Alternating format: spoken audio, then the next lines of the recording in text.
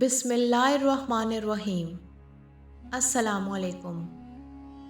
لاکھوں کروڑوں درود و سلام نبی پاک صلی اللہ علیہ وآلہ وسلم پر اور آپ کی اہل بیت پر۔ معزز سامعین، آدم علیہ السلام کی وفات کے بعد ان کے بیٹے شیث علیہ السلام نے ان کی ذمہ داریاں سنبھال لیں۔ اب تبلیغ کا کام انہیں کرنا تھا۔ قابیل جو نرمین میں جا کر آباد ہوا تھا، اس کی اولاد نے فتنہ و فساد اور سرکشی کی زندگی اختیار کی۔ انہوں نے قتل و غارت گری کا بازار گرم کر دیا۔ یہ لوگ آدم علیہ السلام کی قوم کے پاس سے گزرتے تو وہاں بھی فساد مچاتے۔ اس وقت وہاں دو نسلیں آباد تھی، ایک پہاڑ پر اور دوسری زمین پر۔ پہاڑوں کے مرد خوش تھے، عورتیں سیاہ فام تھیں، جبکہ زمین والوں کی عورتیں خوبصورت اور مردوں کے رنگ سانولے تھے۔ اب ابلیس نے اپنا کام کرنا شروع کیا۔ وہ انسانی شکل میں نرمین والوں کے پاس گیا اور ایک شخص کا غلام بن کر رہنے لگا۔ پھر اس نے بانسری کی شکل کی ایک چیز ایجاد کی اور اس کو بجانے لگا۔ لوگ اس آواز پر لٹو ہو گئے اور بھیڑ لگا کر سننے لگے۔ پھر ایک دن میلے کا دن مقرر ہوا۔ اس میں ہزاروں مرد و عورتیں شامل ہوئے۔ اتفاق سے وہاں ایک دن ایک پہاڑی آدمی بھی آ گیا۔ اس نے میدانی عورتوں کے حسن و جمال کو جب دیکھا تو اس نے اپنے قبیلے والوں سے ان کے حسن و جمال کا تذکرہ کیا۔ اب وہاں کے لوگ کثرت سے میدانی علاقے میں آنے لگے۔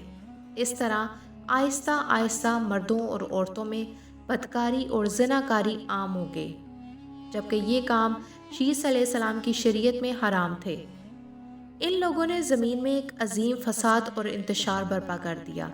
شیث علیہ السلام اپنی قوم کو سمجھاتے رہے کہ وہ ان شریر اور فسادی لوگوں کے ساتھ میل جول نہ رکھیں، لیکن شیطان مسلسل انہیں ورغلاتا رہا، یہاں تک کہ شیث علیہ السلام کے ساتھ بہت کم لوگ رہ گئے اور قابیل کی قوم میں اضافہ ہو گیا۔ لوگ یوں ہی زندگی بسر کرتے رہے، یہاں تک کہ اللہ تعالیٰ نے حضرت ادریس علیہ السلام کو مبعوث فرمایا۔ سامعین، اس بار ہم پیش کر رہے ہیں آپ کے لیے انسان کی فطرت میں کہانی یا قصص سے دلچسپی روز اول سے ہی پائی جاتی ہے۔ قصص کا لفظ عام طور پر کہانی یا داستان کے لیے استعمال ہوتا ہے، لیکن قرآن مجید میں انبیاء کے جو قصے بیان کیے گئے، ان کی غرض و غایت کچھ اور ہی ہے۔ اللہ تعالیٰ نے انسانیت کا آغاز فرماتے ہی انبیاء کا سلسلہ شروع فرمایا۔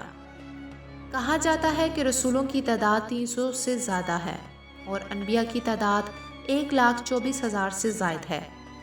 گویا اللہ تعالیٰ نے بنی نوع انسان کو سیدھا راستہ دکھانے کے لیے اتنی بڑی تعداد میں انبیاء اور رسول مبعوث فرمائے۔ قرآن کریم کے بیان کردہ قصص حقیقت پر مبنی ہے، اس لیے دوسرے تمام قصص اور واقعات سے امتیازی حیثیت رکھتے ہیں۔ ان کا تعلق خیالات اور ذہنوں سے گھڑی ہوئی باتوں سے بالکل بھی نہیں ہے، بلکہ وہ زمین پر واقع ہو چکے ہیں۔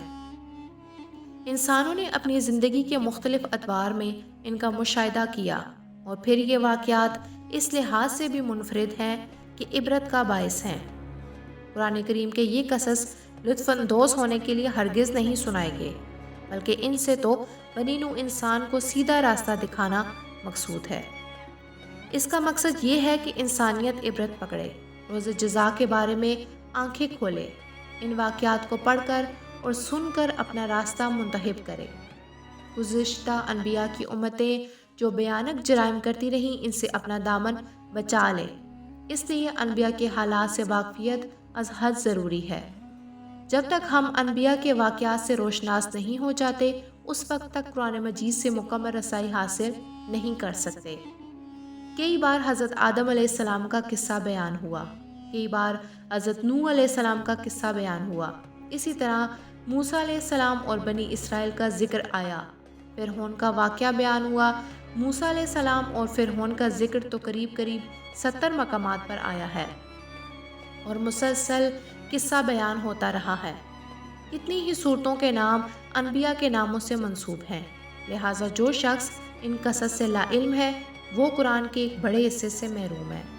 ان واقعات سے رہنمائی حاصل کرنے کا ایک مقصد یہ بھی ہے کہ دعوت اللہ کا راستہ معلوم ہو جائے، لوگوں کو اللہ کی طرف بلانے کا ڈنگ ہمیں بھی آ جائے، ہم بھی ان لوگوں میں شامل ہو جائیں جو اللہ کی طرف دعوت دیتے ہیں، ہم بھی نیکی کی طرف بلانے والے اور برائی سے روکنے والے بن جائیں۔